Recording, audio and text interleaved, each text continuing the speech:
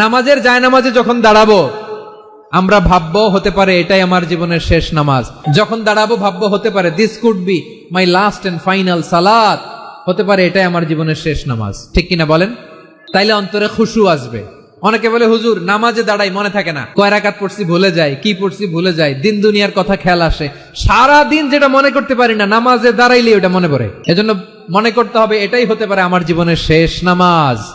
খুশু, খুশু মানে হৃদয় এবং অঙ্গ প্রত্যঙ্গের স্থিরতা। এক সাহাবী নামাজ পড়ছেন আবার দাড়ি নাড়তেছেন, নামাজ পড়তেছেন এরকম চুলকাচ্ছেন।